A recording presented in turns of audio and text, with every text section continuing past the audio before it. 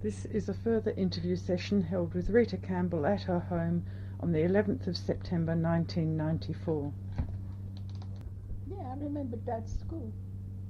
Ellesmere College in Shropshire. Ellesmere College. E-double-E-S-M-E-R College in Shropshire. At a place called Ellesmere, I suppose. Yeah. So was there anything else from last time you wanted I to don't know mention? what we did last time. I don't remember. Well, we covered your courtship and... Did we? I don't know. In fact, I don't know why I married the coot anyway. Well, it sounded to me like you loved him last time. I think it was because he was such a contrast to what I suppose that fascinated me. And also, he was a hard nut to crack, and a challenge. I'd never come up against, yes, he was a very hard, because he was very cynical and he was everything that I'd not been brought up to, so I suppose, well, I better just do something about it and see what I can do. But I took on a terrible job, I can tell you. Oh, but a worthwhile one. Terrible job. Well, I'd like to cover the wedding day, but not for a moment. To start off with, I'd like to just clear up a few things from last time. One of them, as you mentioned, Undy, as the telegraph boy, and he became a special friend, didn't he? Yes, he... Dad always said Undy was one of them. And I think perhaps Dad was right. He was a lovely fella. We had a big platonic friendship. There's never any sort of love, not between Andy and I. He was a marvellous dancer, and we used to, before I got too friendly with Dad and me, dance a lot. And he was a wonderful, always was a wonderful friend, but purely platonic, Yeah, but Dad, I don't know. He never married. I kept up with him right until I was in the cottage. We used to write every Christmas and things, and we always kept up. And then one Christmas I didn't hear from him, and I thought, I haven't had a card from Andy, and didn't sort of think a lot about it. And then I think I didn't hear all through that year, and I thought, so I wrote to his brother. I had his brother's address. And I wrote to his brother, and his brother wrote back and said, no, Andy died of a severe stroke. But he never married, no. What was it that made him a special friend? I think it was the dancing, and yes, and he was always sort of sympathetic, and yes, lovely person, Andy, really, yes. He used to have great fun, but no lovey-dovey, just purely friendship. Also, the time we were talking about was through the Depression, and I wondered what you noticed about the Depression, or what... Which depression? There was the depression after the First World War, and a depression when I was courting, when Dad and I were, 1930 depression. Yes, I was thinking of the Great Depression in the 30s. Yes, well, it didn't concern me an awful lot. I had a job. My parents were, they were working anyway. They worked, and it was just that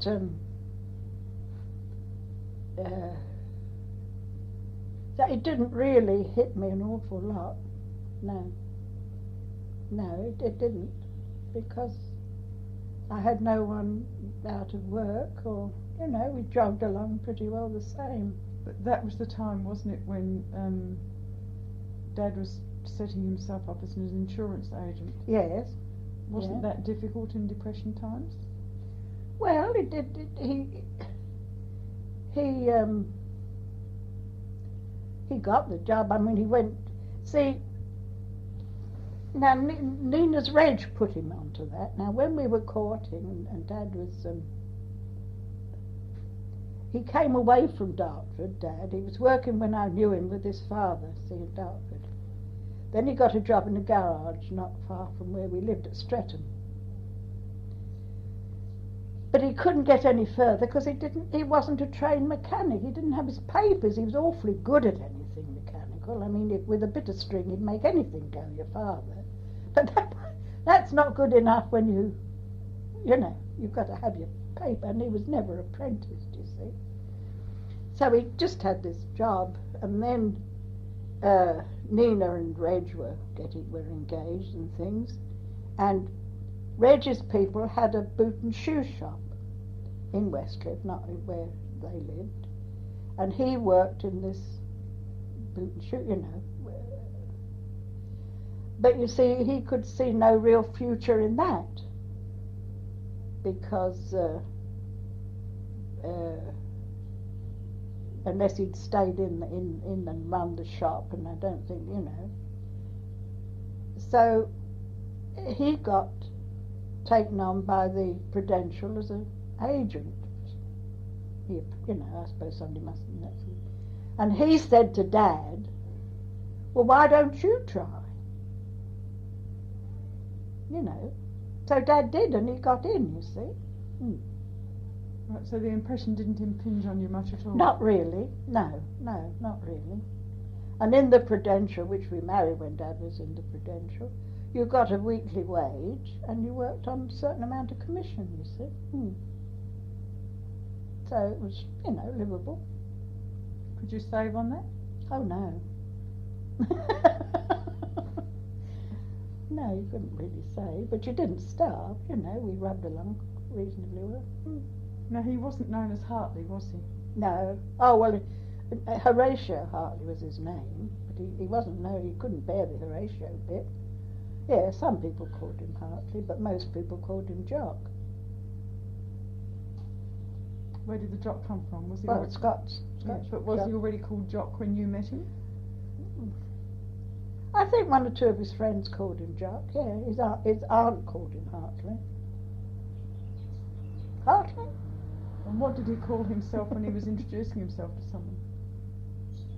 I think he said Jock Campbell. Well, I mean, in the service, there's all Campbells and Jocks. I wondered why the dog was called Nigel, the puppy. Oh, God, yes. Well, we got this ruddy dog, and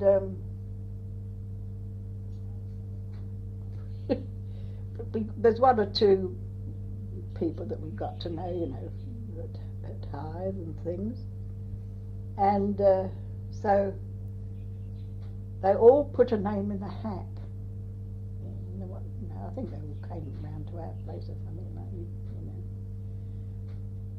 All put a name in a hat, you see.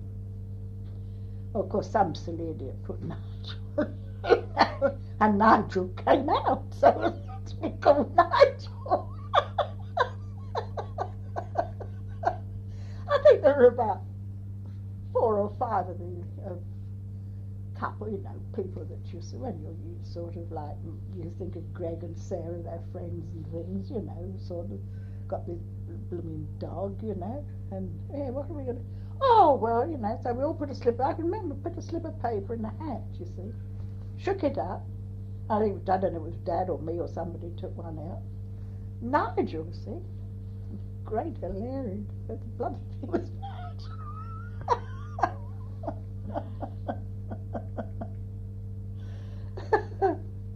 Oh, dear.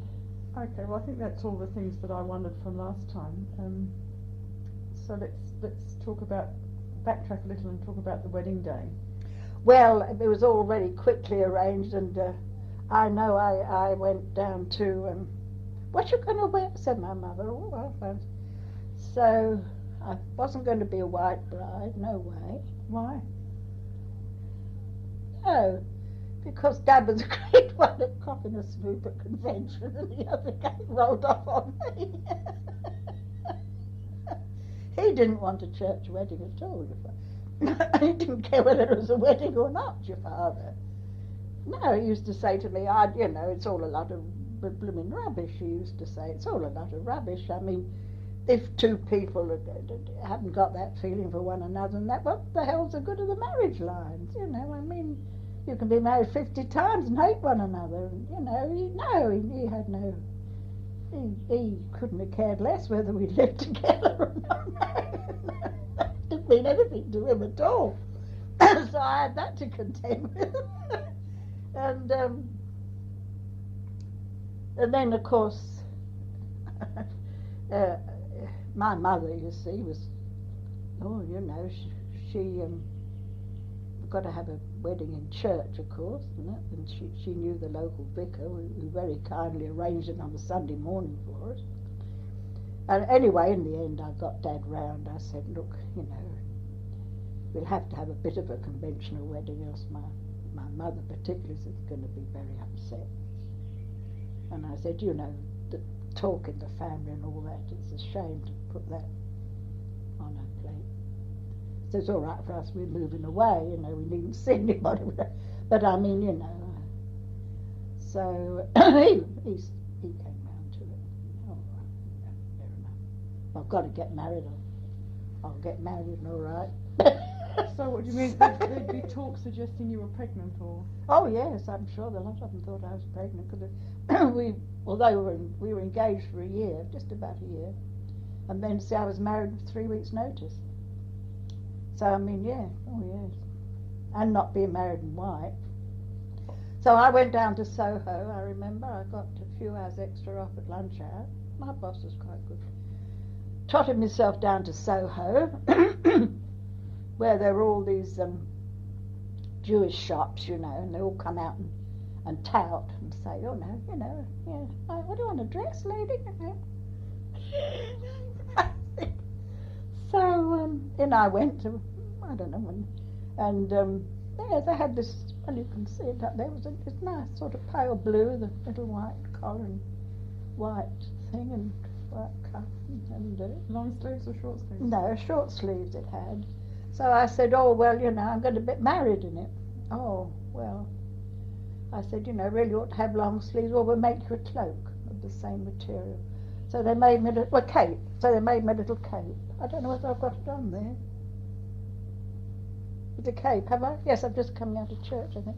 It's a little cape that just did up there. And so, right, we'll come back in 3 or 4 days and we'll have it. So back I went, paid for it and got that. Was it expensive?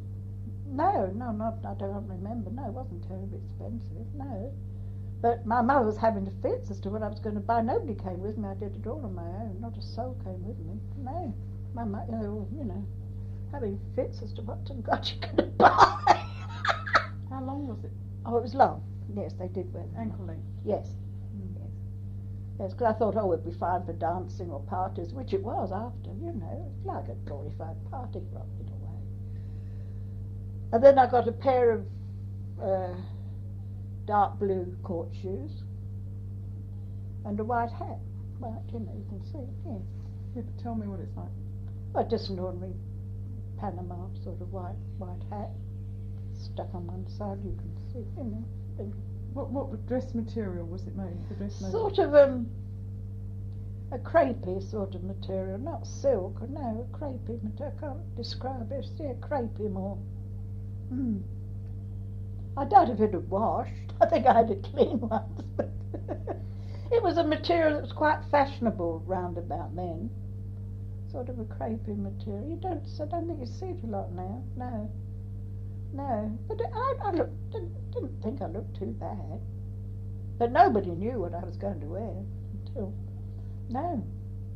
What about bridesmaids? I was awful. I mean, I was real upstart, I mean, if I couldn't get my own way, I wasn't very. No, I wasn't easy at all. Oh, well, little Janie, yes, that was all right. How old was she then? She was 5. Yeah. And what was she dressed in? Oh, she had a pretty little frock on and a little hat with flowers around it, little straw hat with flowers around it. What was her dress like? Oh, just a little summer flowery dress, that's all. What print? Yeah, as far as I remember. She looked quite sweet. And what about flowers? Yes. Yeah, well, I had a bouquet. Of what? I don't know. I don't know. A bouquet or something. I don't know. Can't remember much about me. No. I know that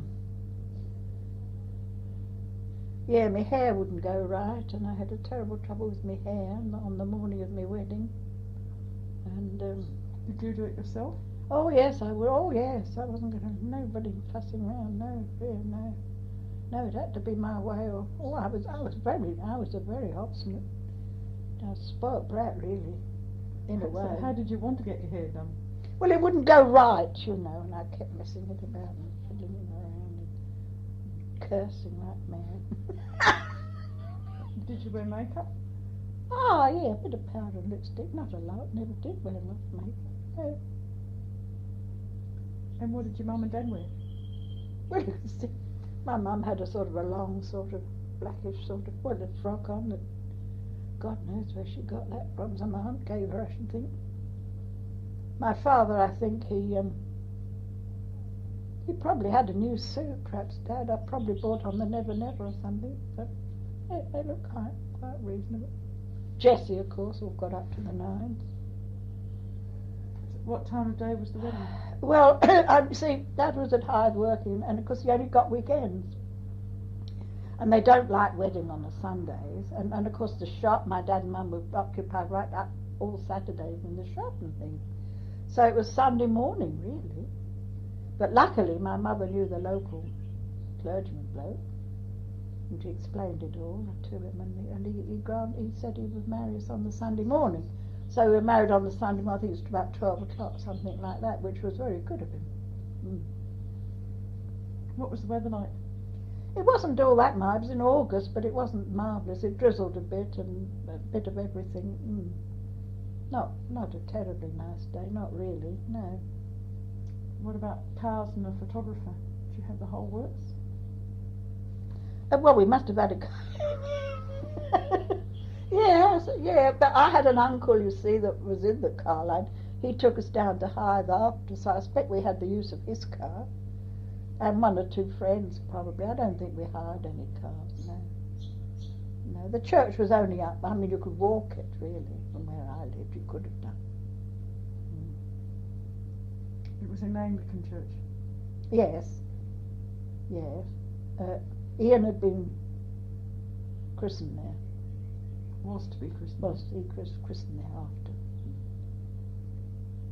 And who conducted the ceremony? Oh, he was a lovely bloke. I used to know his name, but I can't think of it now. Beyond my marriage certificate. Very nice service. Yes, very nice. Nice man he was. And a nice church. Yeah. In what way? Well, it wasn't. It wasn't a terribly old church. It wasn't terribly modern. It was fairly smallish.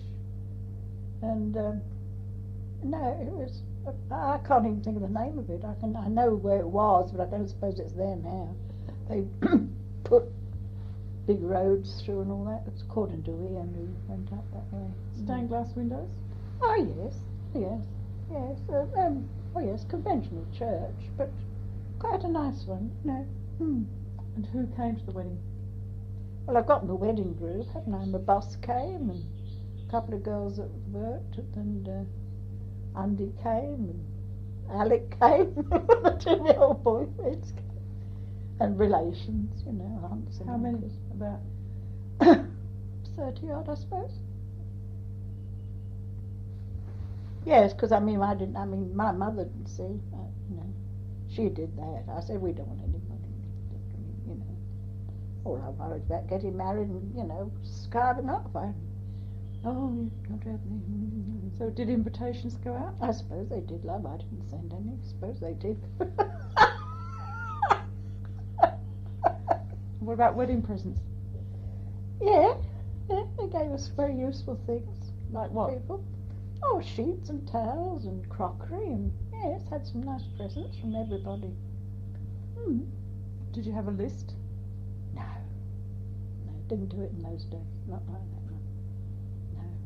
No. Wouldn't have had time anyway.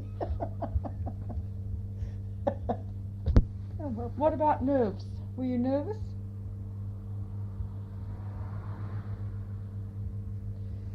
I don't think I was particularly nervous. What I do remember of my wedding, I mean, we were trying to cut expenses down to the bone, and and I said to my mother, we don't want the organ or anything like that. That you've got to pay extra. So we don't want that. That's not necessary. Well, of course, the first thing that happened when I got to the entrance to the church with Dad, my father, and little Jamie to walk down the aisle was the blooming old organ starting up. Here comes the bride. And I thought, oh gosh, she's blooming well got this organ, You see, that was my mother, she would say. And I could see your father, his face was as white as a sheet. I mean, he had a very fair complexion, and he soon got, his face was just like that ceiling. It was white, he looked terrified. And they got him there, I don't know. He was best man. I don't know whether it was Andy, or I can't even think of it, or Reg, Nina's Reg, perhaps. I can't even remember. The best might have been Andy. I can't remember. I'd have to look it up. Anyway, there he was, standing there, waiting like they do. And I thought, blimey, he's knocking the dust out. However, he did. He did. So why do you think he was so terrified? It probably suddenly hit him as what he was taking on or what he was doing, And yeah, probably. Did you have any other music at the ceremony apart from the? Yes, coming out we did. Yes, the old organ struck up again as we came out. Yes, the wedding march, Oh yes, she'd done all that. Yeah. Yes, didn't tell me though. But afterwards when I said, oh, can't have a wedding without a bit of organ, it'd be awful. She said, well, it did help. I don't know about you, but it does help you down the aisle when you've got a bit of music going, instead of walking down there with just nothing. Really, yeah, it did help. So, tell me about the actual ceremony. Did you have anything like fluffing of your vows or anything like that? No, very well, love. No, it all seemed to go very well. Didn't drop the ring or anything like that, no. And did he have a ring? No, he wouldn't. Oh no, he wouldn't have got him to wear a ring. Good God, no. No, it'd be like being caught. He wouldn't. He had a. But James has got it now, a ring with HC on it that was in the family, and his father had it, and then when his father died, Hilda gave it to Dad. He wouldn't wear it, and now I think James has got it. James wears it, according to Judy. He wears it all the time, but you would never get Dad with a ring on now. So what's the history of that ring? It's got HC, you see. I mean, now Dad was Hartley Campbell, his father was Hartley Campbell, and his father before him was Hartley Campbell. It's a family sort of name. And this ring is just a man's signet ring with HC on it, you see. And it eventually got to Dad's father. And when his father died, it went to Dad, you see. But where did it start? Well, I suppose, I don't know how far back. And we had it for we kept it for ages. Never wore it, but I mean, we had it for ages. And it was when we came to down here. Dad said, oh, it's a bit dark. We'll give it to Ian, you see. And we gave it to Ian, and Ian doesn't like rings either, Anyway, I think, he said, could he give it to James, because it's James Hartley Campbell. That was yes. So and Judy said he wears it all the time. He's very proud of this ring. So that's good. Mm. Yeah, that's good. Right. So after the ceremony, where did you go for the reception? We went back home, and they had quite a big sort of, fairly big lounge. There was a big table, and we had drinks, and we had. Little sandwiches and things like that, and little bits and pieces, sausage rolls and so on, and so that, you know, he wouldn't let people get past that. How did you do it? Oh, well, because he loved me, didn't he? I had a job, mind you. Oh, yes, it wasn't easy. No, it wasn't easy. And it was a long time before he, yeah, it was, and very hard for him too, I think, very hard for him, because he'd never been able to show any affection or anything. He had no, you know, except for the dog. He had this dog. It was very difficult. Because if you're not given love and affection and shown it, it's very difficult to give it, Heather. I don't know who took our wedding, but I can't remember having well, perhaps my mother organised, but we did have wedding photos. I got a group and that, and so somebody must have, you know, taken photos. Whether it was a proper bloke, I don't know. So my mother had to work hard behind the scenes for 3 weeks. All in secret. Oh, dear. So tell me about the sort of routine that you settled into married life. How did you feel your day? Well, you see, the dad's job it wasn't a 9-to-5 job sort of thing. I mean, he used to have to go out and collect,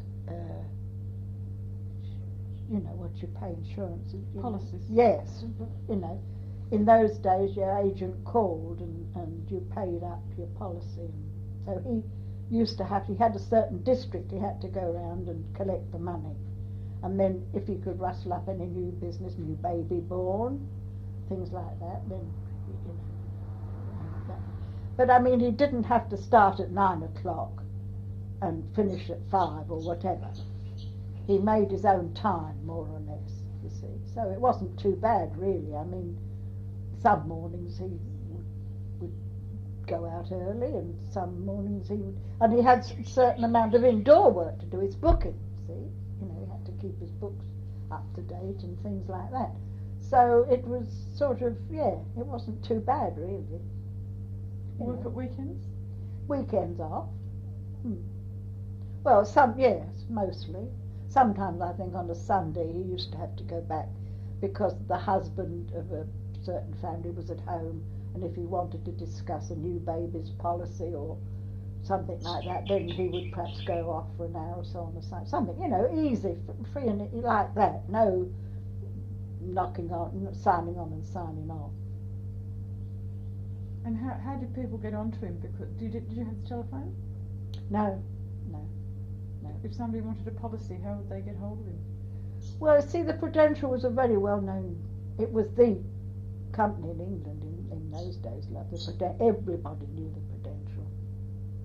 Everybody, and they all knew Dad was around. You know, he was the Prudential agent. They all knew him. He used to go around on his motorbike. See, and he was known as a Prudential agent for the district. And what did you do for social life? Did you? Well, as I say, he'd already got to know quite a few people. We belonged to a table tennis club. We got the runners-up medal, which I've still got somewhere. About 2 evenings a week we used to go and play table tennis. And then pictures, something, you know. How long did you stay in Hythe? I suppose about 3 years, nearly 3 years.